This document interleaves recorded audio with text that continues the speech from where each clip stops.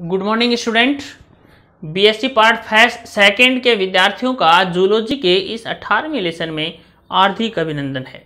हाँ तो विद्यार्थियों, हम जो पढ़ रहे हैं वो था, हमारा टॉपिक चल रहा है रेस्पायरेशन, फिजियोलॉजी ऑफ रेस्पायरेशन। तो रेस्पायरेशन में हमने इसकी मैकेनिज्म पढ़ी है, इसकी फिजियोलॉजी पढ़ी है, रेस्पिरेटरी ऑर्गन पढ़े हैं, डेफिनेशन पढ़ा है, सब कुछ पढ़ा है। लेकिन अब जो हमारा जो ये लेसन चल रहा है ये अंतिम पड़ाव में चल रहा है और अंत में हम इसके बारे में पढ़ेंगे कि कंट्रोल ऑफ रेस्पायरेशन, रेस्पायरेशन का नियंत्रण कैसे किया जाता है। ओके, श्वसन का नियंत्रण, श्वसन का नियंत्रण,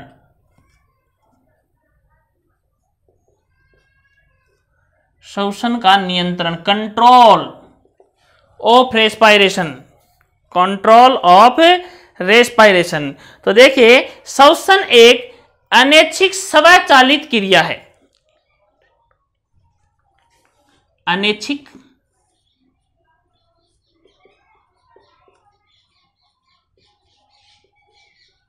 इनवॉल्यूंटरी, अनैच्छिक का मतलब इनवॉल्यूंटरी,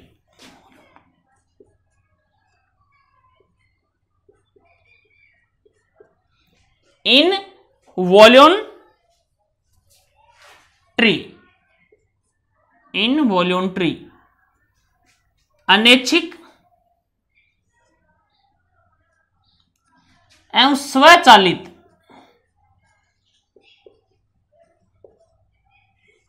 ऑटोमेटिक, ऑटोमेटिक क्रिया है।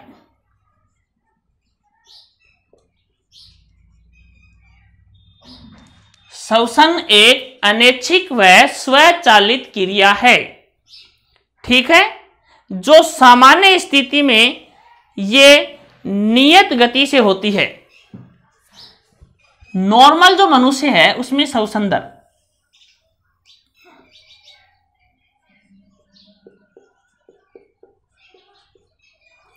सामान्य मनुष्य में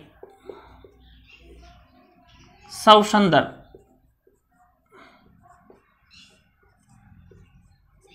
सामान्य जो मनुष्य है उसमें श्वसन दर 16 से 20 प्रति मिनट होती है, 16 से 20 प्रति मिनट।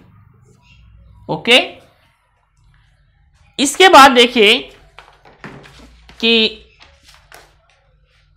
इसके बाद है श्वसन के समय गैसों के पर्याप्त मात्रा में आदान प्रदान हेतु विभिन्न श्वसन पेशियों का संकुचन प्रतिवर्त क्रियाओं की अनेक श्रृंखलाओं द्वारा नियंत्रण रहता है। क्या रहता है कि गैसों के आदान प्रदान के लिए पेशियों में अनेक संकुचन प्रतिवर्त क्रियाएं पाई जाती हैं।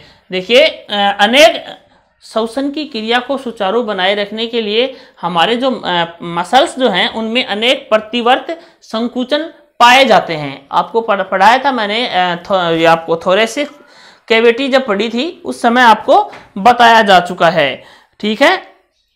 श्वसन की गति पर तंत्रिक और रसायन दोनों प्रकार का नियंत्रण पाया जाता है। इसमें कंट्रोल किस प्रकार का होता है?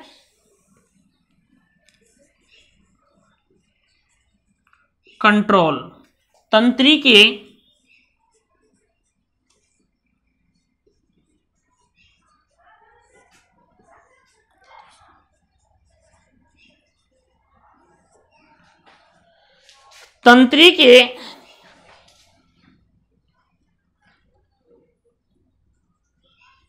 एंड रासायनिक,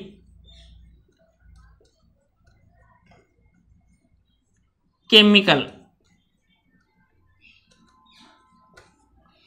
तंत्रिकीय एवं रासायनिक नियंत्रण पाया जाता है। जो श्वसन का नियंत्रण है वो तंत्रिका के द्वारा और रसायनों के द्वारा इसका कंट्रोल पाया जाता है। नाउ अब हम पढ़ेंगे तंत्रिकीय नियंत्रण। हम क्या पढ़ेंगे? तंत्रिकीय नियंत्रण। पहले क्या पढ़ेंगे? तंत्रिकीय नियंत्रण। Okay, nervous control.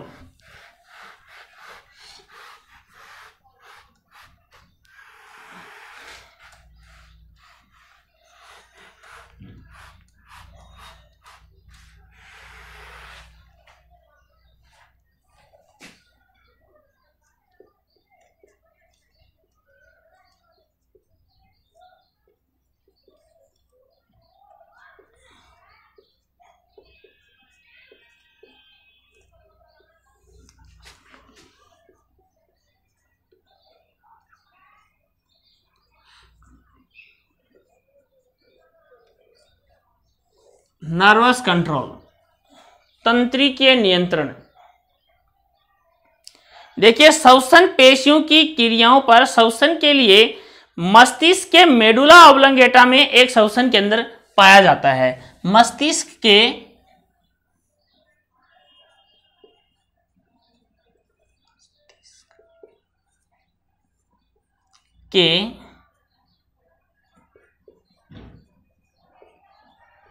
Medulla oblongata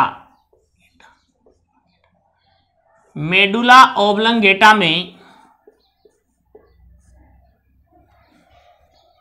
श्वसन नियंत्रण केंद्र पाया जाता है।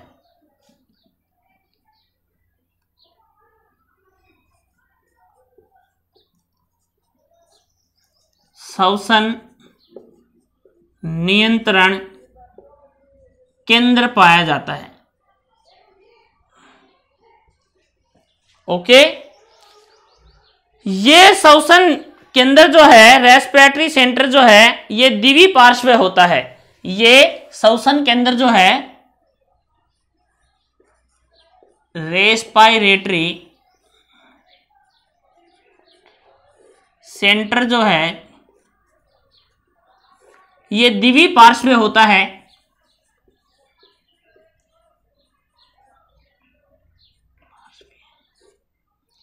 द्विपार्श्वीय होता है। कैसा होता है? द्विपार्श्वीय होता है।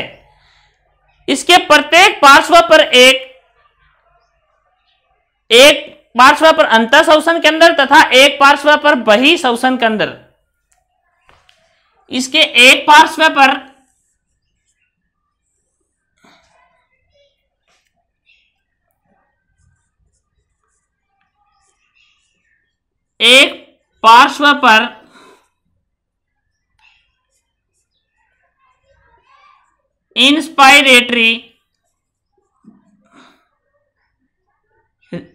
इंस्पायरेटरी सेंटर तथा दूसरे पार्श्व पर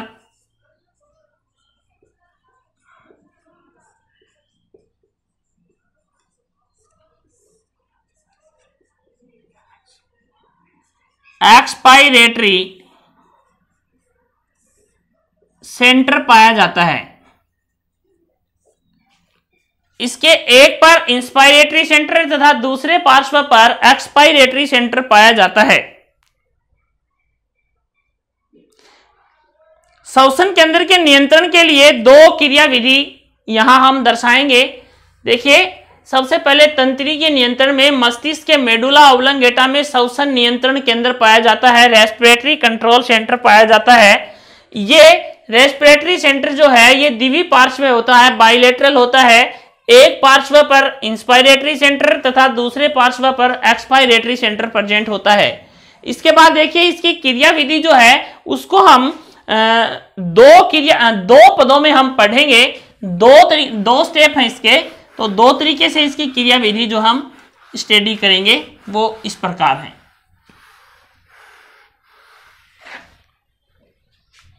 पहली है वेगस क्रिया विधि। पहली है वेगस क्रिया विधि।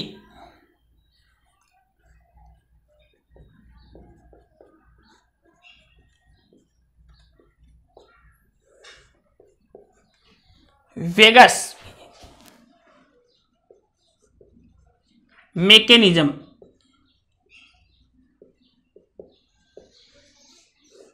वेगस मैकेनिज्म, वेगसी क्रिया विधि। इस विधि में श्वसन केंद्र की तंत्रिका कोशिकाएं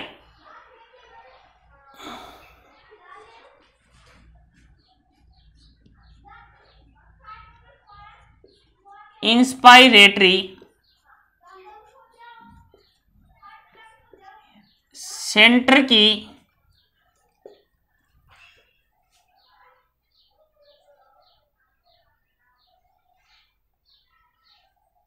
नर्वस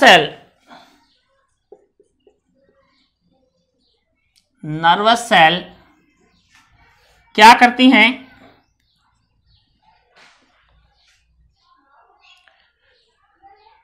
एक्सटर्नल इंटरकोस्टल मसल्स को संकुचन हेतु उत्तेजित करती हैं।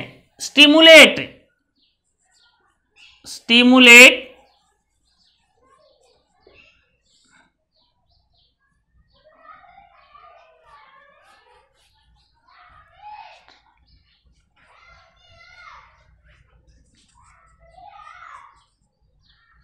एक्सटर्नल इंटरकोस्टल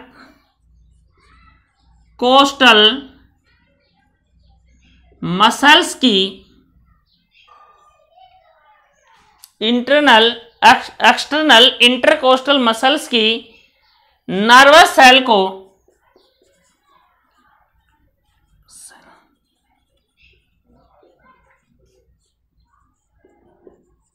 संकुचन हेतु उत्तेजित करती हैं। ये उत्तेजित होकर के क्या करेगी? ये उत्तेजन करती हैं और इसके साथ ही डायफ्राम की रेडियल पेशियों में भी संकुचन होता है। एंड इसके साथ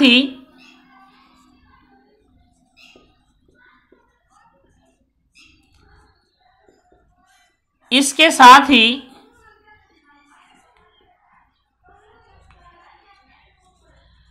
डायफ्राम की रेडियल पेशियों में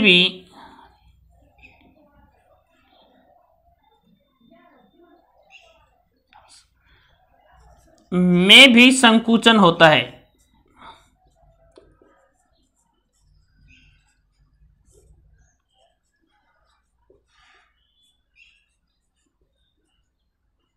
ओके, इसमें संकुचन होने से यह अपनी वास्तविक स्थिति से खींचकर सीधी हो जाती है और यह सीधी हो जाएगी।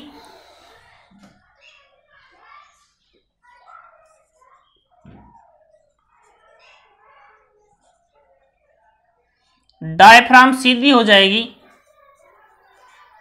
सीधी हो जाती है तथा वक्ष गुहा का आयतन बढ़ जाता है। वक्ष गुहा का आयतन बढ़ जाता है। वक्ष गुहा का आयतन बढ़ने से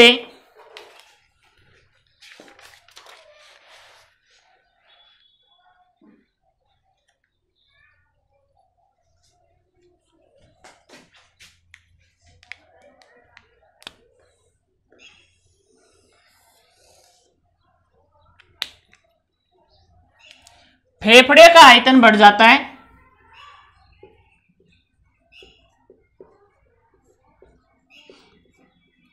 फेफड़े का आयतन बढ़ जाता है। फेफड़े का आयतन बढ़ने से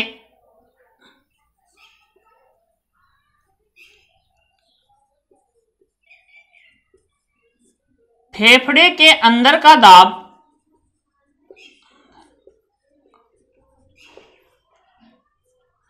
वातावरणीय दाब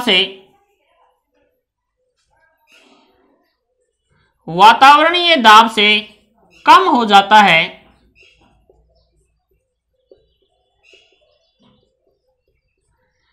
और बाहर से वायु को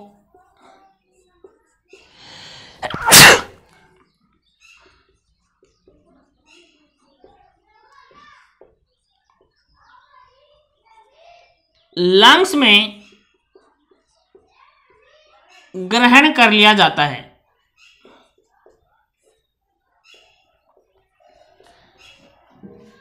या बाहर से वायु लंग्स में प्रवेश करती है। बाहर से वायु लंग्स में प्रवेश करती है।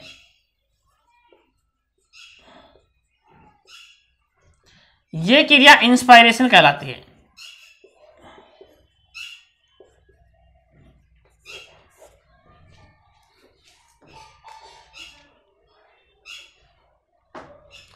देखिए वेगस क्रिया में क्या क्या पढ़ा हमने? इंस्पायरेटरी सेंटर की nerve cell external intercostal muscles की नर्व सेल को संकुचन हेतु उत्तेजित करती हैं, जिसके साथ ही डायफ्राम की रेडियल मसल में भी संकुचन होता है, जिससे डायफ्राम सीधी हो जाती है, वक्ष गुहा का आयतन बढ़ जाता है। वक्ष गुहा का आयतन बढ़ गया तो फेफड़े का आयतन भी पता है कि ये इसी पे डिपेंड करता है, तो फेफड़े का आयतन भी बढ़ जाएगा। फेफड़े का आयतन बढ़ने से फेफड़े के अंदर का दाब वातावरणीय दाब से कम हो जाएगा और वायु बाहर से लंग्स में प्रवेश कर जाएगी और इंस्पायरेशन की प्रोसेस हो जाएगी। इसके बाद देखिए कि हम इसको मिटाना पड़ेगा, इसको मिटा रहा हूं भाई।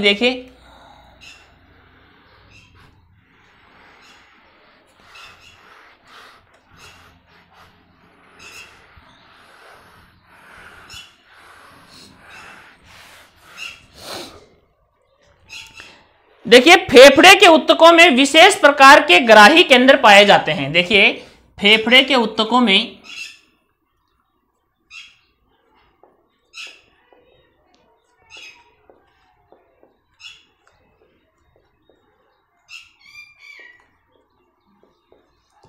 विशेष ग्राही केंद्र होते हैं,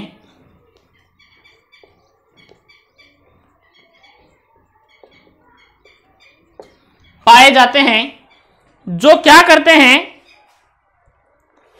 कि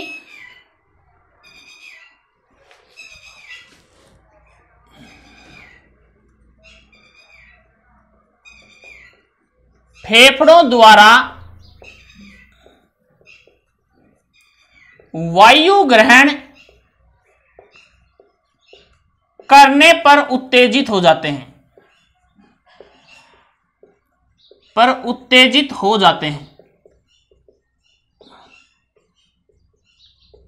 उत्तेजित हो गए हैं। इसके बाद ये उत्तेजित होने के बाद क्या करेंगे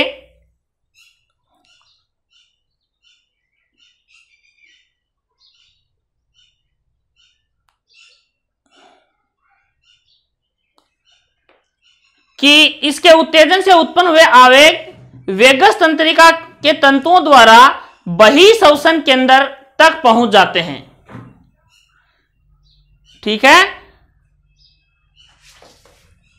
उत्पन्न आवेग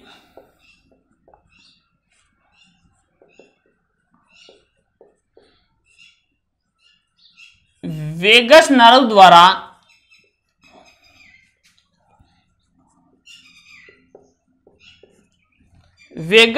द्वारा बहिःश्वसन केंद्र तक पहुंच जाते हैं, द्वारा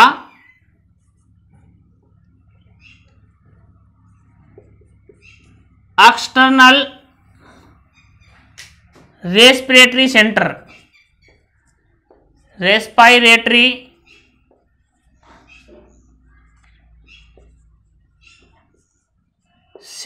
तक पहुंच जाते हैं।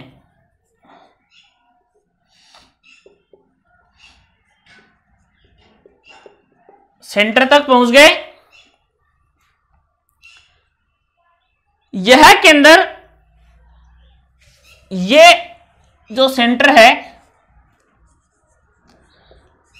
External respiratory centre internal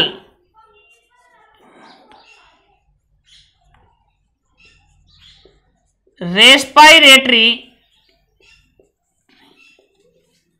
centre को संदमित करता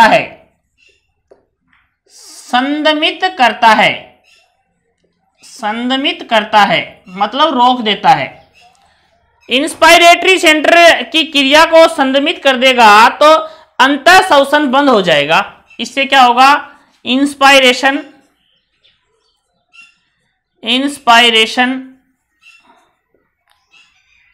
इनहिबिट हो जाएगा, या बंद हो जाएगा। क्या हो जाएगा, इंस्पायरेशन बंद हो जाएगा। और इंस्पायरेशन बंद हो जाएगा तो श्वसन की क्रिया में बहिःश्वसन के कारण ये इंस्पायरेशन बंद हो गया तो बही श्वसन के कारण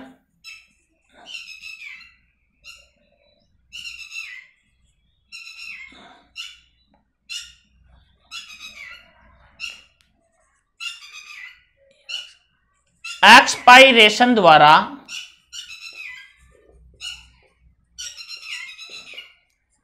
वायु का अंश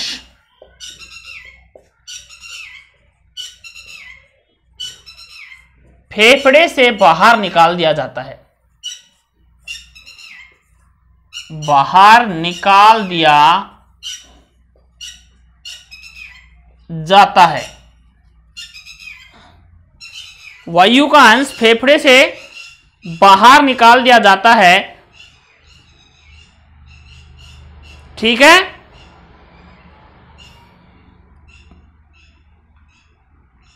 फेफड़े से बाहर निकाल दिया है। अब आगे देखिए,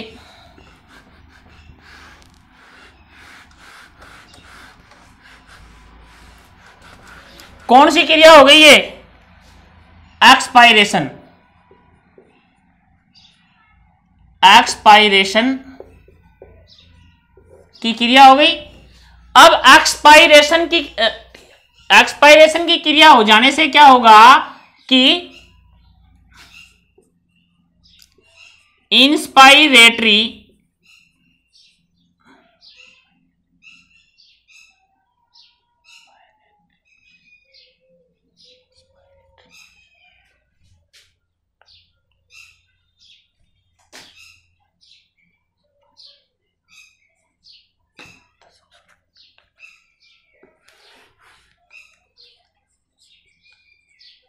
अंतः श्वसन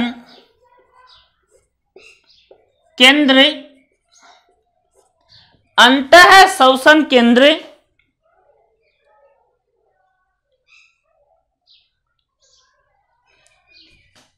बही श्वसन केंद्र द्वारा, बही श्वसन केंद्र द्वारा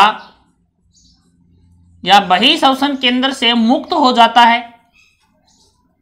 भाई पहले श्वसन अंदर गई थी तभी तो जो लंग्स के ऊपर जो ग्राही जो हैं वो वही श्वसन केंद्र को आवेग भेज रहे थे कि श्वसन केंद्र को रोके, अंतः श्वसन केंद्र को। और अब नी श्वसन केंद्र जो है, तो नी श्वसन गैस जब बाहर निकल गई तो नी श्वसन केंद्र भी इससे किससे फ्री हो जाएगा? अंतः श्वसन केंद्र बही श्वसन केंद्र से मुक्त हो जाता है, मुक्त हो जाता है, मुक्त हो गया। मुक्त हो जाने से क्या होगा कि पुनः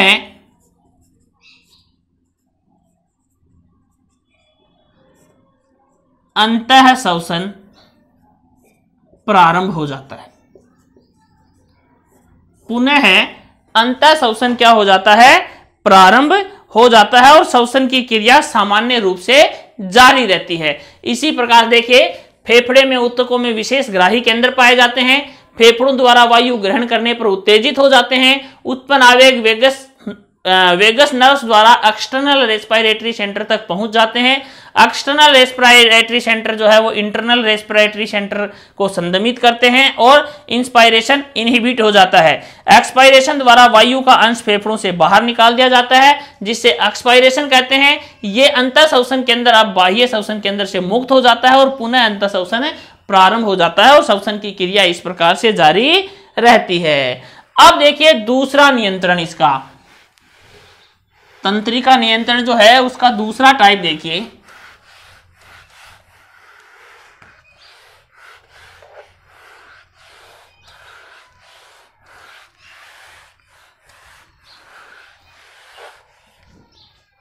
वातानुचलनी क्रिया विधि,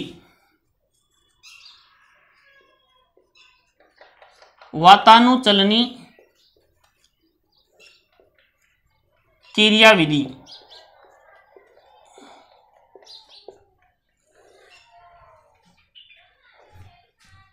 वातानुचलनी क्रिया विधि, देखिए वातानुचलनी क्रिया विधि में क्या होता है कि स्तनधारियों में श्वसन नियंत्रण से संबंधित तंत्रिकाओं का समूह है मस्तिष्क के पोन्स में पाया जाता है। कहां पाया जाता है? मस्तिष्क के पोन्स में। और ये काफी बार कंपटीशन एग्जाम में ये क्वेश्चन पूछ लिया जाता है कि स्तनधारियों में न्यूमोटैक्टिक सेंटर कहां पाया जाता है? मस्तिष्क के पोन्स में पाया जाता है, जिसे हम वातानुचलनी केंद्र या न्यूमोटैक्सिक सेंटर कहते हैं, या वातानुचलनी केंद्र या न्यूमोटैक्सिक सेंटर कहते हैं। ये कहां पाया जाता है? मस्तिष्क के पोन्स में। और स्तनधारियों में श्वसन नियंत्रण से संबंधित तंत्रिकाओं का एक समूह है, कहां पाया जाता है? मस्तिष्क के पोन्स में पाया जाता है, जिसे हम वातानुचलनी केंद्र कहते हैं। काफी बार कंपटीशन एग्जाम में 1 नंबर का क्वेश्चन इसमें से पूछा जाता है। ओके, ये वातानुचलनी केंद्र जो है वो श्रम युक्ति के समय ही सक्रिय रहता है। कब सक्रिय रहता है? ये ऐसा माना जाता है कि ये जब कोई ताकत वाला काम किया जाता है, कोई श्रम किया जाता है, उसी समय ही ये वातानुचलनी केंद्र जो है ये एक्टिव रहता है। और इसकी क्रिया, ये क्रिया कैसे करता है, इसकी प्रोसेस क्या है? देखिए, अंतःश्वसन को प्रारंभ करने के लिए मेडुला ऑब्लंगेटा का अंतःश्वसन केंद्र क्या करता है? वातानुचलनी केंद्र को भी आवेग भेजता है। किसके साथ? एक्सटर्नल इंट्राकोस्टल मसल्स के साथ वातानुचलनी केंद्र को भी क्या भेजता है? आवेग। तथा इसके आवेग उच्च श्वसन केंद्र में जाते हैं। कहां जाते हैं इसके आवेग? उच्च मतलब बही श्वसन केंद्र में जाते हैं, जिससे बही श्वसन की क्रिया क्या हो जाती है? इनहिबिट हो जाती है, जिससे बही श्वसन की क्रिया रुक जाती है। वातानुचलनी केंद्र और बही श्वसन केंद्र को आवेग भेजना बंद हो जाता है। जब वातानुचलनी केंद्र तथा इसको आवेग भेजना बंद हो जाता है तो अंतःश्वसन बही श्वसन केंद्र से पूर्ण रूप से क्या हो जाता है? मुक्त हो जाता है। जब बही श्वसन केंद्र पूर्ण रूप से मुक्त हो जाता है तो इंस्पायरेशन की क्रिया होती है, क्योंकि इंस्पायरेशन, अंतःश्वसन केंद्र पूर्ण रूप से मुक्त हो गया तो अब ये कौन सा रेस्पायरेशन करेगा? इंस्पायरेशन करेगा। तो ये था तंत्रिकाओं द्वारा श्वसन का नियंत्रण। जो रसायनों के द्वारा इसका नियंत्रण है वो हम नेक्स्ट वीडियो में करेंगे। तब तक के लिए धन्यवाद।